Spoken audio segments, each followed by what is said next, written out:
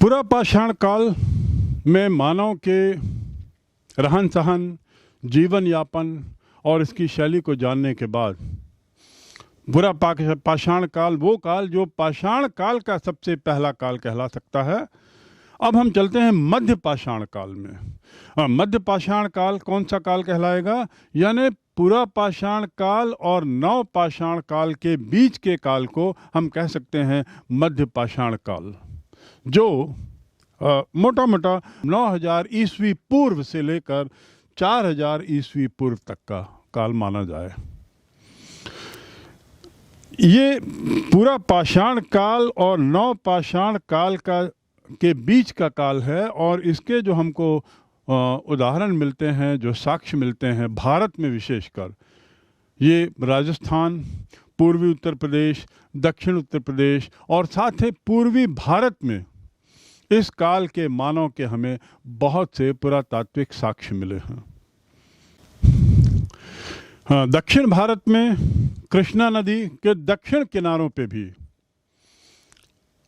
मध्य पाषाण काल के औजार मिले हैं और जैसा मैंने पहले बताया, मध्य पाषाण काल के औजार पूरा पाषाण काल के औजारों की तुलना में बेहतर थे, बेहतर गुण थे, थोड़े ज़्यादा शार्प थे, थोड़े ज़्यादा अच्छे थे पकड़ने में। तो ये दक्षिण भारत में भी कृष्णा नदी के दक्षिण में मिला है और वहाँ पे एक जगह है बागोर।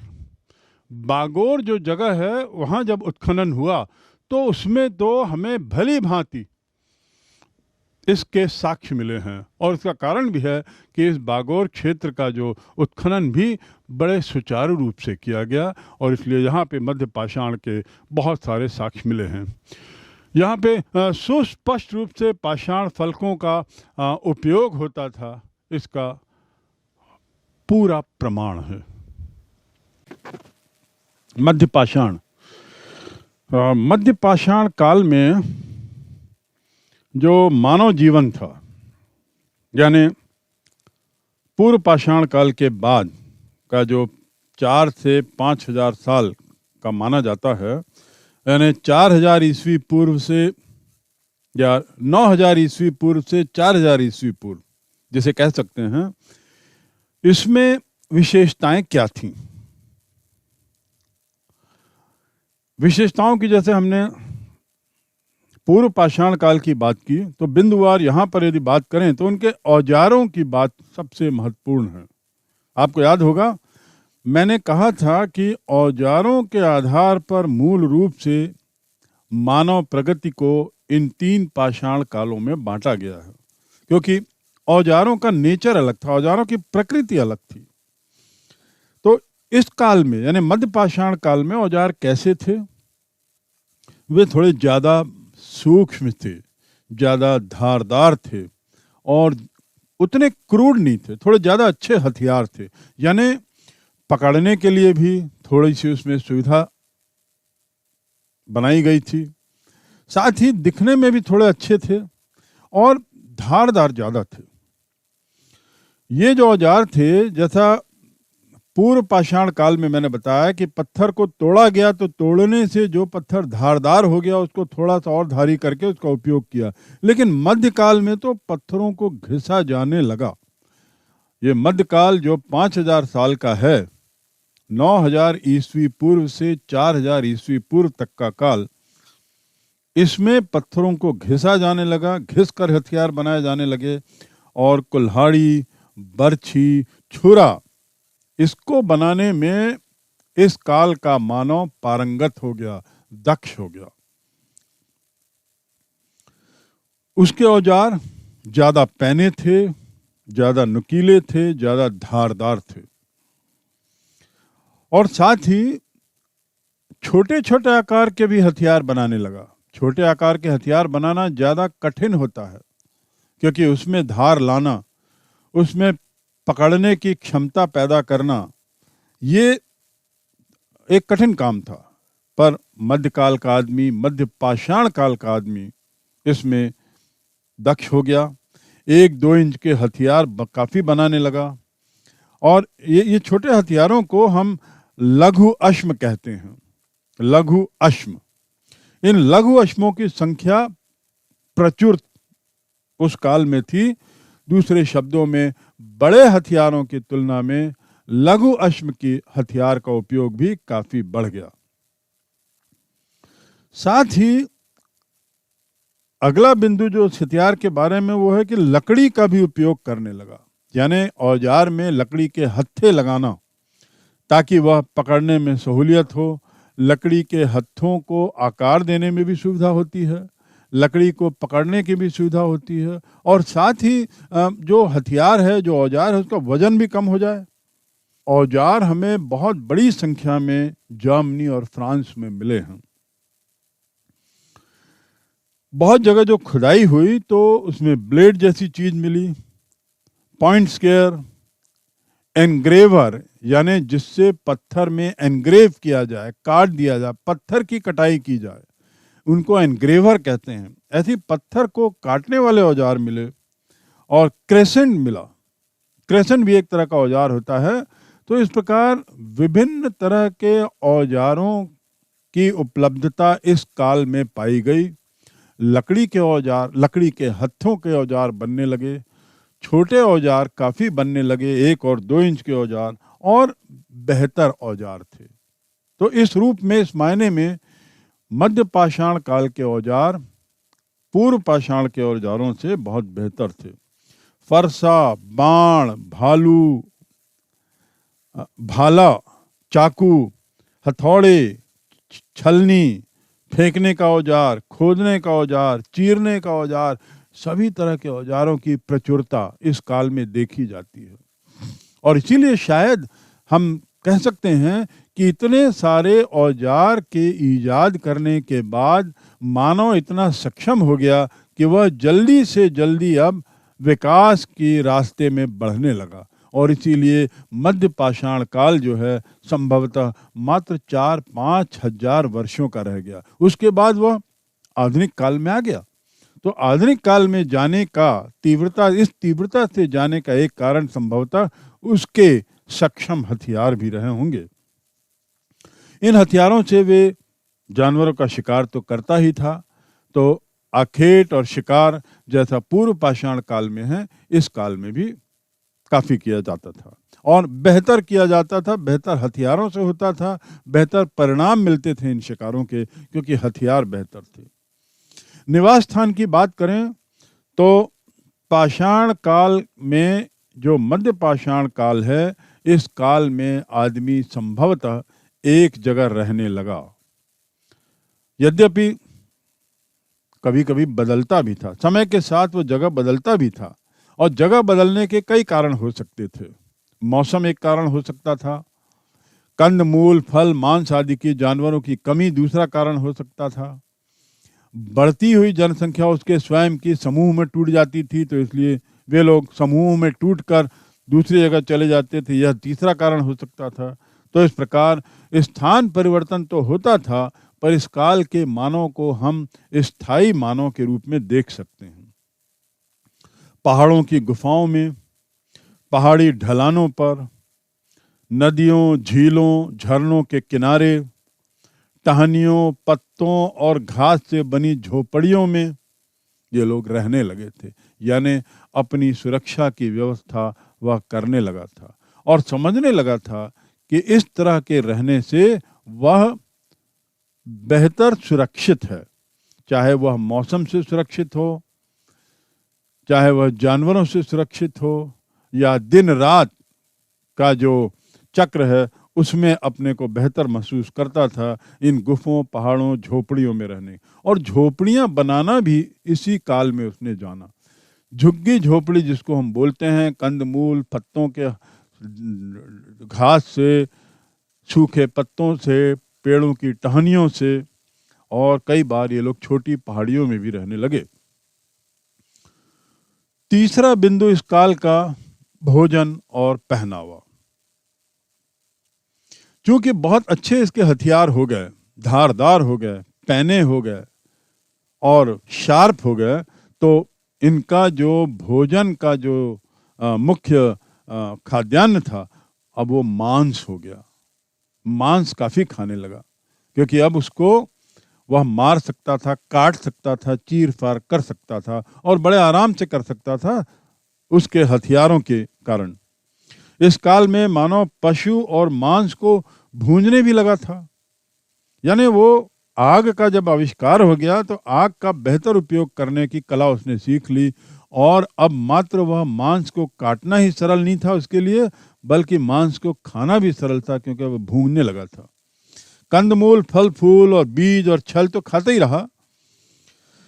धनुष बाण का उपयोग और मछलियां मारने के लिए कांटे बनाने का भी आविष्कार इसी काल में देखा गया।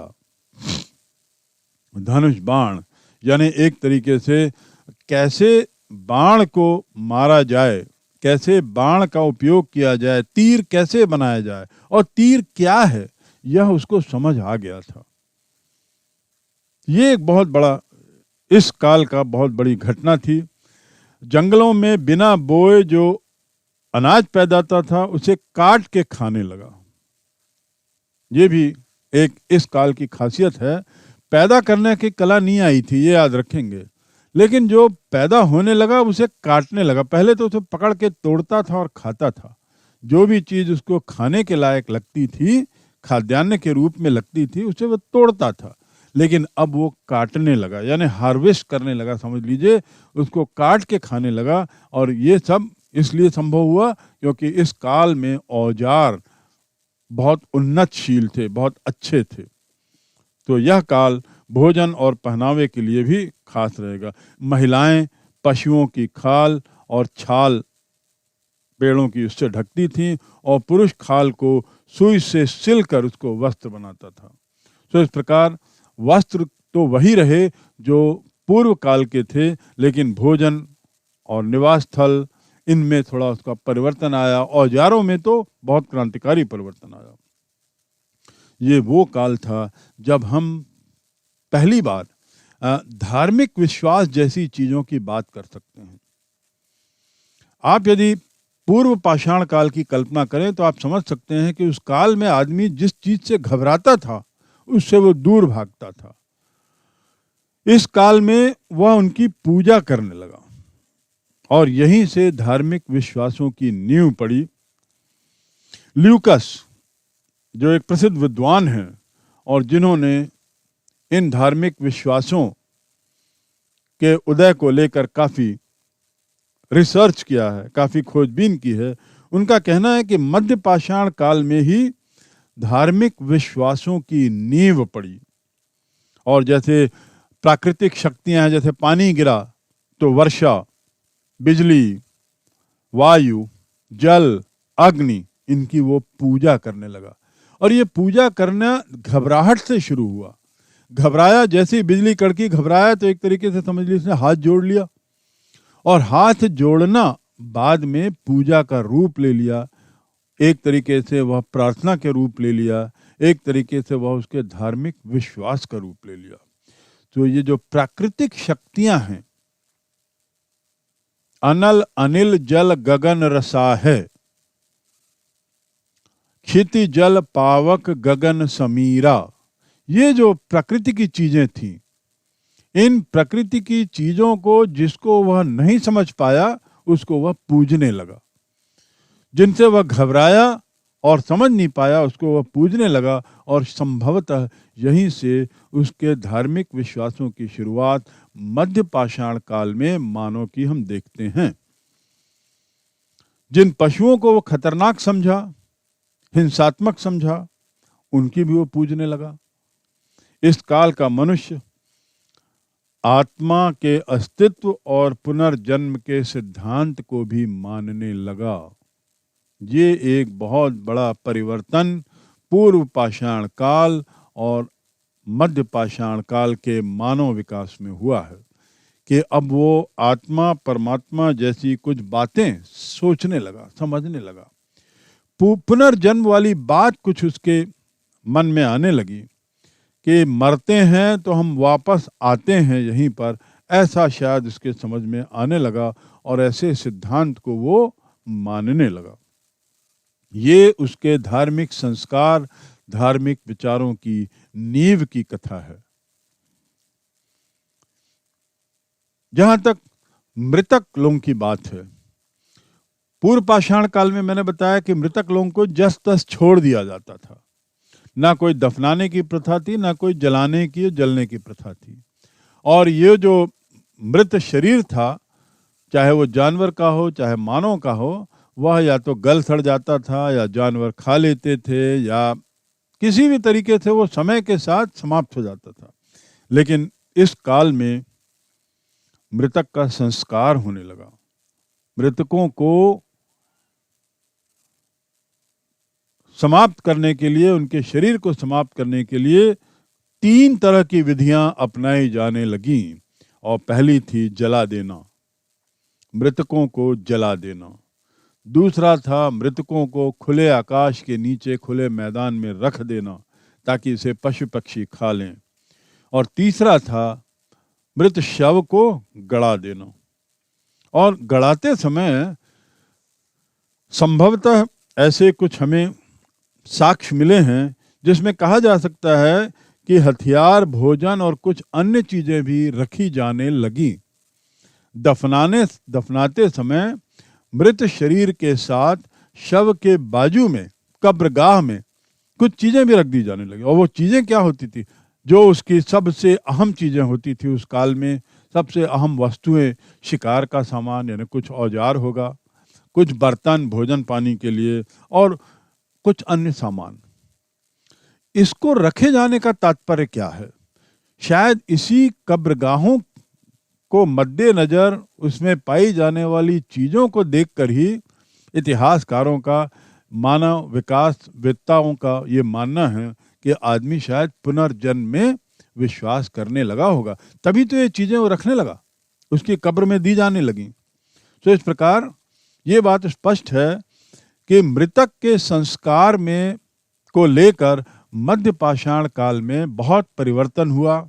वह जलाया भी जाने लगा, दफनाया भी जाने लगा, और खुले आकाश में जानवरों पक्षियों के खाने के लिए भी छोड़ा जाने लगा। आज भी खुले आकाश में छोड़े जाने का प्रचलन बहुत आधुनिक सभ्यताओं में है। जैसे पारसी लोग जो हैं, ये एक सूखा कुआं बनाते हैं और वहाँ पर लाश को रख देते हैं ताकि गिद्ध और चील आकर उसे खा लें। फिर बचे हुए जो हड्डी के अवशेष हैं उसे वे दफना देते हैं। और आज वर्तमान काल में हम देखें तो जलाने की प्रथा भी है, दफनाने की प्रथा भी है, और इस प्रकार इनको खुले मैदान में छोड़ने की भी। तो ये दाह संस्कार की तीनों विधियों का प्रारंभ हम मध्य पाषाण काल से मान सकते हैं। इसके साथ ही उस जगहों पर कभी कभी ऐसा माना जाता है कि परलोक में किसी तरह का कष्ट ना हो, इसलिए भी शायद ये वस्तुएं नियंडर स्थल, जो नियंडर स्थान मैंने एक चर्चा की है, वहां पर इसे गाड़ दिया जाता था ताकि इसे अगले जगह जहां वो जाएगा मृत्यु के बाद, जिसे परलोक कहते हैं, वहां से कोई तकलीफ ना हो। मृतकों के साथ एक और व्यवहार होता था, व्यवहार वह था कि लाल रंग से रंग देते थे। शरीर को लाल रंग से रंग दिया जाता था, और ऐसा करके शायद ये कोशिश की जाती थी कि शरीर में रक्त का पुनः संचार हो जाए। तो देखिए कैसी कैसी कल्पनाएं हैं, और विद्वानों को किस तरह के साक्ष्य मिलते हैं, और उन साक्ष्यों के आधार पर किस तरह से निष्कर्ष निकालने का कठिन काम ये पुरातत्ववेत्ता या ये एंथ्रोपोलॉजिस्ट करते हैं। उन्होंने देखा होगा बहुत जगह ऐसी लाशें पाई गई जिसमें बर्तन भी मिले हैं, जिसके साथ औजार भी मिले हैं। कई लाशें ऐसी मिली जो लाल रंग से पोती गई थी। तो क्यों पोती गई थी? तो संभावना है कि शायद रक्त के संचार को पुनः जगाने के लिए ऐसा किया गया होगा। अब हम आते हैं इस काल की कला पर। आपको याद होगा पूर्व पाषाण काल की कला के बारे में यह बताया गया था कि ऐसे उदाहरण मिले हैं जिसमें आखेट करते हुए, शिकार करते हुए कई चित्र कई गुफाओं में, खासकर स्पेन में मिले हैं, फ्रांस में मिले हैं। ये मध्यकाल की बात करें तो इस काल में इस चित्रकला ने बहुत उन्नति की, और उन्नति के उदाहरण क्या क्या हैं? गुफाओं के अंदर तो इसके उदाहरण हमें मिलते ही हैं। उन्हीं गुफाओं में यदि स्पेन और फ्रांस की बात करें तो उसके अलावा उनके हथियारों में और औजारों में भी चित्रकारी का संकेत है, यानी चित्रकारी उनके जीवन का एक हिस्सा बन गई थी। रंगीन भैंसों का चित्र जो स्पेन की गुफा में है, वह तो लोगों को आज भी, चित्रकारों को बड़ा आश्चर्यचकित कर देता है कि इतने सुंदर चित्र, सजीव और रंगीन उस काल में कैसे बनाए गए, क्यों बनाए गए, और इतनी समझ मध्य पाषाण युग के आदमियों को थी, यह सोच ही इन लोगों को रोमांचित कर देती है, आश्चर्यचकित कर देती है।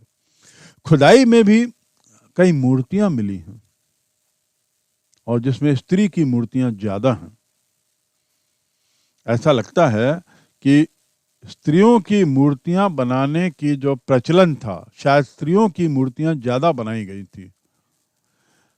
अब क्यों क्या, इस पर अभी उत्तर नहीं है, लेकिन ये तय है कि ज्यादा मूर्तियां स्त्रियों की मिलना, यानी स्त्रियों की मूर्तियां ज्यादा बनाई गई, ऐसा माना जा सकता है। तो देखिए हम लोगों ने कहां से इतिहास शुरू किया अध्ययन, और अब हम आ गए हैं पुरुषों के द्वारा, महिलाओं के द्वारा, समाज के लोगों के द्वारा चित्रकला पे ध्यान देना। इस काल में पत्थर, हाथी दांत और मिट्टी की मूर्तियां भी बनी हैं। संगीत प्रेम भी जाहिर होता है। कुछ मूर्तियां पूर्व पाषाण काल में हमें ऐसी मिली थी जिसमें नृत्य का आभास होता है। इस काल में, मध्य पाषाण काल में, तो संगीत के प्रेम का भी आभास हमें होता है। और इसका साक्ष्य क्या है? हड्डियों से बने हुए वाद्य यंत्र, हड्डियों से बने हुए ऐसे यंत्र मिले हैं जो संभवतः संगीत के यंत्र थे, और नृत्य और संगीत के प्रारंभिक दौर की हमको सूचना देते हैं, नृत्य और संगीत के प्रारंभिक दौर का आभास कराते हैं। मध्य प्रदेश यदि जाएं तो मध्य प्रदेश के भीमबेटका में, जो बहुत प्रसिद्ध गुफा है, भीमबेटका में मध्य पाषाण युग के चित्र मिले हैं, और आज भी वे चित्र अपने लगभग मूल रूप में ही यथावत बने हुए हैं। ये भीमबेटका भोपाल से करीब 45 किलोमीटर दूर है, और विंध्य पर्वत पर है, क्योंकि पहाड़ियों पर ही गुफाएं बन सकती थी। और करीब 10 किलोमीटर के एरिया में, 10 किलोमीटर के क्षेत्र में 500 से अधिक चित्रित गुफाएं हैं, 500 से ज्यादा। और यदि आपको प्रागैतिहासिक काल के विकास का दौर जानना है तो भीमबेटका अवश्य जाएं। 500 से अधिक गुफाएं लगभग 10 वर्ग किलोमीटर के क्षेत्र में, और पुरा पाषाण से मध्य पाषाण काल तक के बने हुए इसमें चित्र हैं। कई जगह तो इसमें चित्र अभी ऐसा लगता है कि हाल में बनाए गए हैं, क्योंकि कार्बन अध्ययन से इन चित्रों के कालों को जाना जा सकता है वैज्ञानिक तरीके से, लेकिन अधिकतर चित्र जो हैं वो मध्य पाषाण काल के लोगों से संबंधित हैं, इसमें कोई दो मत नहीं। ये जो गुफाएं हैं इसमें बहुत सारे पशु पक्षी और मानव चित्रित हैं। अधिकांश पशु और पक्षी चित्रित हैं जिनका उपयोग जीवन निर्वाह के लिए होता था, जिनका शिकार होता था। यानी इसलिए ये माना जा सकता है कि ये चित्र जो हैं वो मूलतः शिकार के लिए बनाए गए थे। शिकार के दृश्य इसमें ज्यादा चित्रित किए गए हैं। मिर्जापुर जिले में बेलन घाटी, मध्य विंध्य पर्वत के उत्तरी छोर में जो स्थित है, वहां पर भी मध्यकालीन अवस्था में चित्र पाए जाते हैं। यही बात नर्मदा घाटी में भी है, उसके नर्मदा घाटी के मध्य भाग में भी। तो इस प्रकार ये भीमबेटका की ऐतिहासिक गुफाएं मध्यकालीन चित्रकला का एक अनूठा नमूना पेश करती हैं। अंतिम बिंदु इस काल का, अंतिम विशेषता जो हमें जाननी चाहिए, जो पूर्व पाषाण काल से हमें इसे, पुरा पाषाण काल से हमें इसे अलग करती है, वह है कि इस काल में मनुष्य समूह बनाकर रहने लगे। अब ऐसा नहीं था कि पहले भी समूह में थे, लेकिन अब वो बाकायदा रहने लगे एक जगह समूह बनाकर, और हर समूह में एक व्यक्ति एक तरीके से मुखिया हो जाता था। ऐसा नहीं कि कोई चुनाव होता था या घोषणा होती थी, पर अपने आचार विचार व्यवहार के आधार पर, अपने अनुभव के आधार पर, अपनी बहादुरी के आधार पर उसे, उस समूह के लोग अपना मुखिया बना देते थे, और उस मुखिया की आज्ञा का पालन अन्य लोग करते थे, उसका सम्मान भी करते थे, उसका आदर भी करते थे। तो इस प्रकार आदि मानव के काल में मुखिया, सम्मान, आदर, आज्ञा का पालन, ऐसी भाषा या ऐसी सोच मध्य पाषाण काल में शुरू हो गई थी। यह उस समय के पाए गए साक्ष्यों से स्पष्ट है।